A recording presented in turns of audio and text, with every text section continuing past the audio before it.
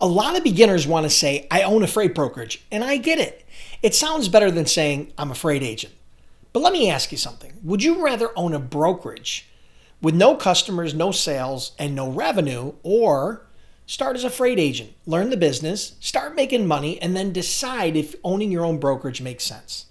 Because the goal is not to have the title of freight broker. The goal is to build a business that can actually get customers and make money, right? That's what this video is all about. Freight agent first, broker later. And for many of you beginners, it may be the smarter path. For those of you that don't know me, my name is Dennis Brown. I built a freight brokerage that did over $200 million in sales, and I've trained over 10,000 people worldwide through my Freight Broker Bootcamp. Over the years, I've seen people succeed as freight brokers, and I've seen people succeed as freight agents. And I've also seen beginners struggle because they picked the wrong path too soon. So this video is not about telling everybody to become a freight agent first, and it's not about telling everybody to go get their broker authority right away. It's about helping you think through the decision the right way, because the best path is not the same for everybody. Now, let's make this simple. A freight broker has their own broker authority. That means they own a licensed brokerage and they're responsible for the full operation. That includes things like broker authority and your bond and your BOC3, carrier setup, customer billing, carrier payments, credit, collections, systems, compliance, and everything else that comes with running the business. A freight agent works under an existing licensed broker as a 1099 independent freight agent. Now, a freight agent does not need their own freight broker authority, their own bond, a factoring company, or full back office system. Instead, the freight agent's main focus is on finding customers, helping them move freight, communicating with shippers and carriers, and earning a high commission of typically around 50 to 70% based on the gross profit of the load. So when I say agent first, broker later, I mean this. You start by working under an established licensed broker. You learn the business, you learn sales, you learn how shippers think, you learn how freight moves, and you start making money. Then later, if you still think it makes sense, you can decide whether to get your own authority and start your own brokerage. That can be a very smart path for many beginners. Starting as a freight agent first can make sense for 4 big reasons. Number 1, the startup cost is way lower. When you become a freight broker, you have a lot more startup costs. Things like your authority, your bond, insurance, load boards, software, business setup, and maybe other tools and services as well. As a freight agent, most of those things are typically provided by the broker you partner with. Number 2, the learning curve is much faster. You're not trying to figure out every piece of the puzzle and trying to figure out and learn the entire business at once. Your broker partner will help you with carrier setup, billing, collections, credit checks, TMS software, paperwork, and compliance. Number 3, you can focus more on the core money-making skill, and that skill is sales. As a freight agent, your main focus is finding shippers, building relationships, quoting freight, following up, and helping to manage loads. That is where a lot of beginners need the most practice anyways. Number 4, you can test the business before going all in. Some people think they want to be a licensed freight broker until they realize how much is actually involved. Starting as a freight agent can let you test the business with less risk before you take on the full responsibility of owning a brokerage. Now, who should seriously consider starting as a freight agent first? Here's a quick checklist. Agent first may make sense if you have little or no startup capital or experience, you're starting part-time, you want more support, you don't want to handle billing, collections, carrier payments, and back office right away. You want to focus mainly on learning sales and finding shippers. You want to test the business before going all in. And you want to get experience under an existing broker before carrying the full weight yourself. If this sounds like you, the freight agent path may be worth considering. Now, starting as a freight broker may still make sense for some people. Broker first may make sense if You want full control from day one. You have the startup capital to do it properly. You already have logistics experience or a strong business background. You already have shipper contacts or a serious plan to get customers. You're comfortable with risk and responsibility.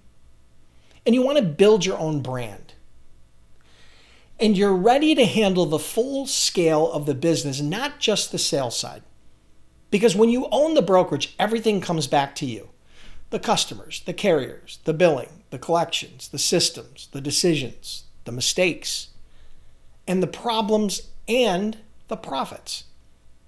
Some people want that. Some people are ready for that. But some are not ready for that yet. And there's no shame in being honest about where you are. Here's the biggest mistake I see beginners make. They choose the broker path because it sounds more impressive. They want to say, I own a freight brokerage. That sounds great, right? But if you have no customers, no niche, no sales process, no carrier relationships, and no idea how to quote freight, having a broker authority doesn't really mean much, does it? Getting broker authority is like buying a stove and thinking you own a successful restaurant. Yeah, the stove matters, but the stove is not the business. You still need customers, you still need food, you need service, you need pricing, you need operations, you need repeat business.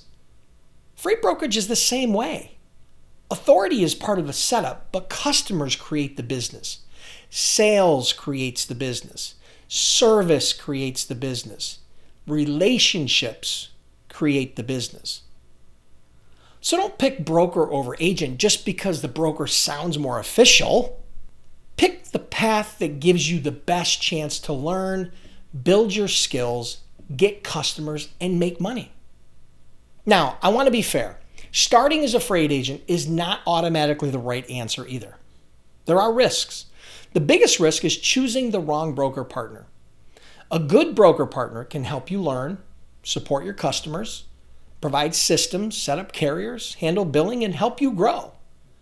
A bad broker partner can make your life very difficult.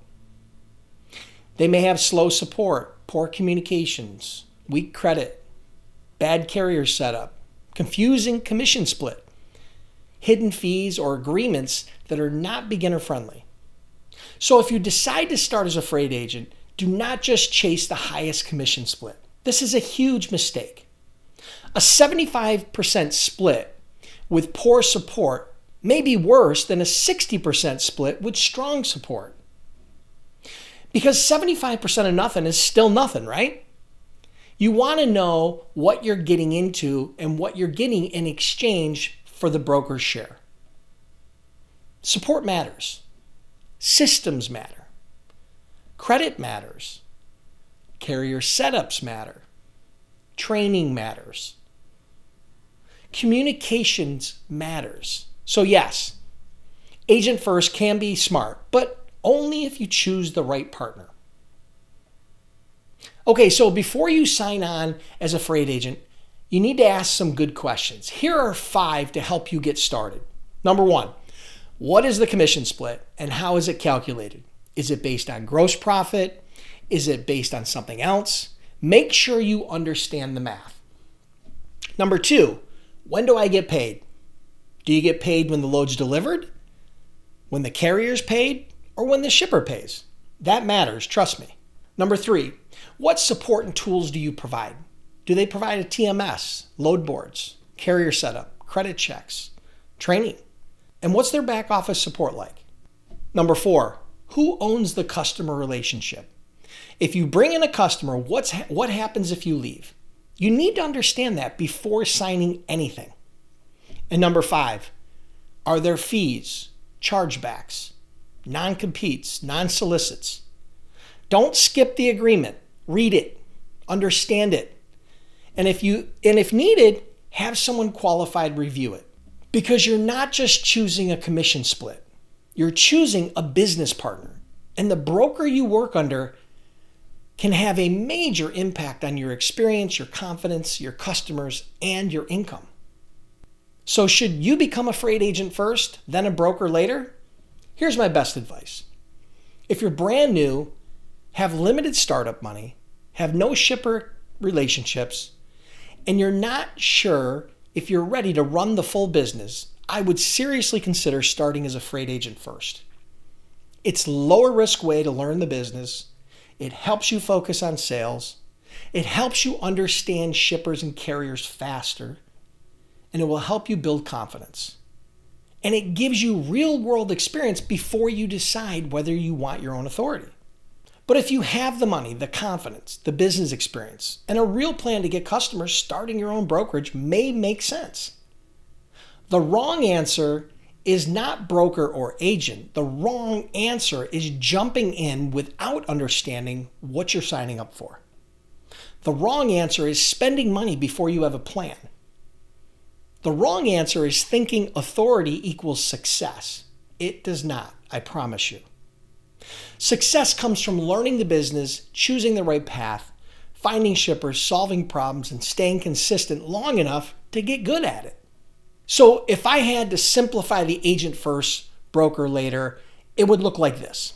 Step 1, learn the business under a broker.